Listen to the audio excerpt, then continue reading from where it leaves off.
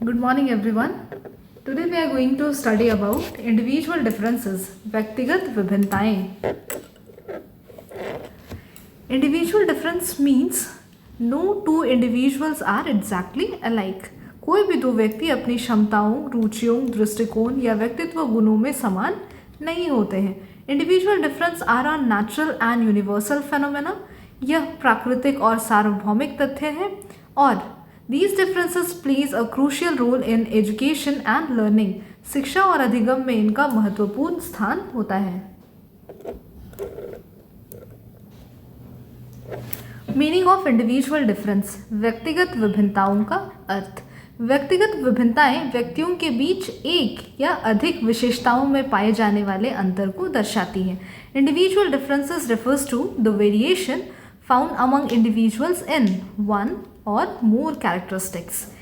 These characteristics includes intelligence, personality, interest, attitudes and abilities. ये विशेषताएं हैं बुद्धि, व्यक्तित्व, रुचि, दृष्टिकोण और क्षमता. Every individual differ from others in terms of thinking, learning and behavior. प्रत्येक व्यक्ति सोचने, सीखने और व्यवहार करने में एक दूसरे से भिन्न होते हैं, अलग अलग होते हैं. Such differences makes each person unique and distinguishable from others. और यही वे अंतर होते हैं जो प्रत्येक व्यक्ति को अद्वितीय बनाते हैं. These variations plays an important role in shaping learning and development. और यही जो अंतर होते हैं वे व्यक्ति के सीखने और विकास को प्रभावित करते हैं. Let us see the definition of individual difference. According to C.V. Good, individual differences stand for the variation or deviations among individual in regard to a single characteristics or a number of characteristics.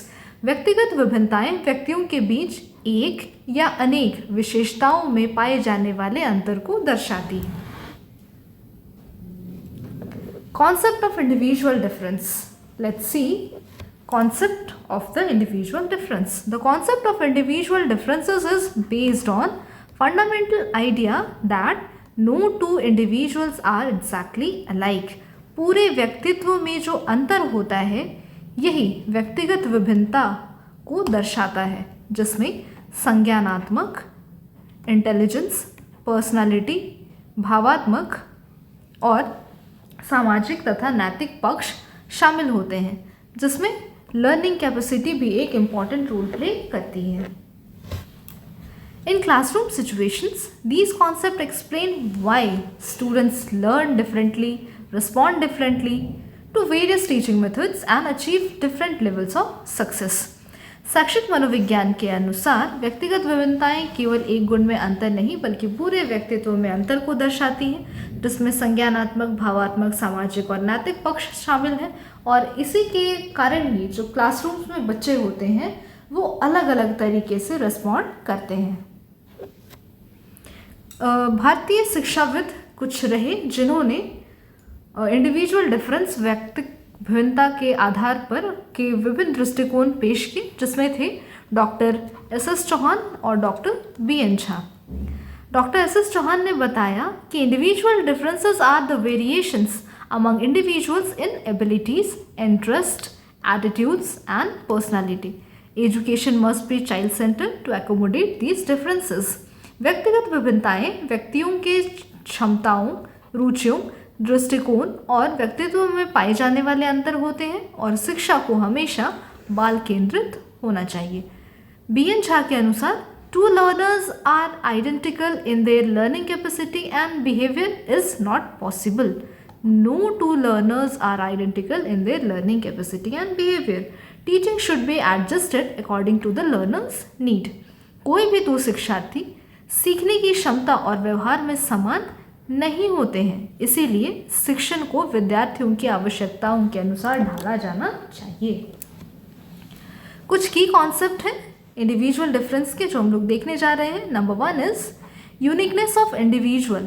व्यक्ति की विशिष्टता, क्योंकि सभी व्यक्ति अलग होते हैं इसीलिए ये उनमें एक विशेष गुण होता है कि कोई भी दो व्यक्ति एक दूसरे के समान नहीं होते हैं.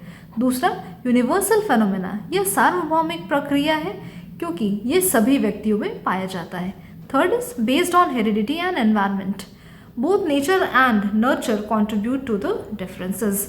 Fourth one is difference in total personality, समग्र व्यक्तित्व में अंतर, क्योंकि सबका physical, mental, emotional and social aspect अलग अलग होता है, इसीलिए सब में इंडिविजुअल डिफरेंस देखने को मिलते हैं। Last is importance in education, शिक्षा में क्या महत्व है, ये हेल्प करता है प्रभावी शिक्षण में, इफेक्टिव टीचिंग में। Areas of individual differences, let's see what are the areas of individual differences.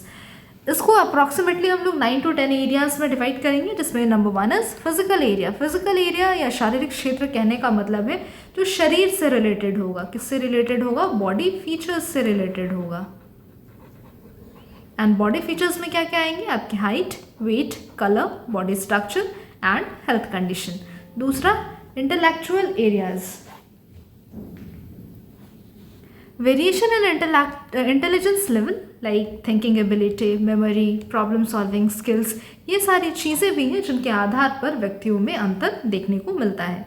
Third is emotional area, भावनात्मक क्षेत्र, differences in emotional stability, control and reactions to the situation, क्योंकि हर एक स्थिति में या हर एक प्रक्रिया में, हर एक समस्या में सबके समाधान करने की जो क्षमता होती है, प्रतिक्रिया होती है, वो अलग अलग होती है और इसीलिए ये भी एक महत्वपूर्ण क्षेत्र है।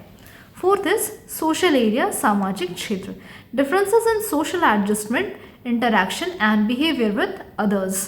फिफ्थ इज मोरल एरियाज, नैतिक क्षेत्र, नैतिक मूल्यों, निर्णय और सही गलत को समझने में भी अंतर लोगों में पाया जाता है। नेक्स्ट इज पर्सनालिटी एरिया, व्यक्तित्व क्षेत्र, व्यक्तित्व अलग अलग तरीके के होते हैं, जैसे कुछ लोग इंट्रोवर्ट होते हैं, कुछ लोग एक्सट्रोवर्ट होते हैं, तो इस तरीके से भी उनमें डिफरेंसेस देखने को मिलते हैं। Next is learning style, because we are studying through BEd, तो इसमें differences in speed and method of learning, that is fast और स्लो लर्नर्स एंड ग्रुप और इंडिविजुअल लर्निंग, ये सारी चीज़ों में विभिन्नताएं देखने को मिलती हैं। Eight is interest and aptitude, रुचि एवं योग्यता, difference in interest, talents and abilities, कोई भी दो लोगों की समान रुचि एक्सीडेंटली हो सकती है, बट ये ज़रूरी नहीं है कि दोनों की रुचि समान होगी। इस प्रकार भी व्यक्तित्व विभिन्नता होती है। क्या एजुकेशनल इम्प्लीकेशन है, ये हम लोग देखेंगे, शैक्षिक निहितार्थ। फर्स्ट, करिकुलम प्लानिंग, पाठ्यक्रम के निर्माण में इसका क्या योगदान है। Curriculum should be flexible and diversified to meet the needs of all learners, पाठ्यक्रम लचीला होना चाहिए, विविध होना चाहिए, ताकि सभी विद्यार्थियों की आवश्यकताओं को पूरा किया जा सके। Second is method of teaching, शिक्षण विधियाँ, different teaching method should be used according to students ability, जो शिक्षण विधियाँ हैं वो विद्यार्थियों की क्षमता, रुचि और अधिगम शैली के अनुसार बदलती रहनी चाहिए। थर्ड इज इंडिविजुअलाइज्ड इंस्ट्रक्शन, व्यक्तिकृत शिक्षण, each student should be given opportunity to learn at their own pace, ऐसा नहीं कि आप उस पर आपको सिलेबस कंप्लीट करना हो तो ये आप थोपते चले जाएंगे कि बच्चा पढ़ता चला जाए, नहीं, individualised instruction is must. Use of teaching ads, audiovisual aids and other tools should be used to attract students and improve understanding. Co-curricular activity, next is सह पाठ्यक्रम गतिविधियाँ, नाटक, संगीत, वाद विवाद जैसी गतिविधियाँ छात्रों की रुचि के अनुसार दी जानी चाहिए, ज़बरदस्ती नहीं। नेक्स्ट इज एबिलिटी ग्रुपिंग, क्षमता आधारित वर्गीकरण, students can be grouped based on their abilities, interest and aptitude for effective teaching, छात्रों को उनकी क्षमता, रुचि और योग्यता के अनुसार वर्गीकृत किया जा सकता है। Next is guidance and counselling, educational and vocational guidance should be provided to help students choose suitable careers, शैक्षिक और व्यावसायिक मार्गदर्शन दिया जाना चाहिए जिससे बच्चे अपने इच्छा के अनुसार, रुचि के अनुसार अपना करियर सेलेक्ट कर सकें। And last is evaluation technique, मूल्यांकन, different evaluation methods should be used to assess students because no two individual are same, that's why different evaluation techniques must be used during evaluation. Next is classroom management, कक्षा प्रबंधन, यहाँ पर भी individual difference को ध्यान रखने की बात होती है ताकि शिक्षक व्यक्तिगत ध्यान दे सके। रेस्पेक्ट फॉर डाइवर्सिटी, विविधता का सम्मान करना चाहिए ताकि छात्रों की रुचि और उनकी क्षमता के अनुसार उनको शिक्षा दिया जा सके। This is all for today. In the next class, we are going to study about nature of individual difference. Till then, thank you.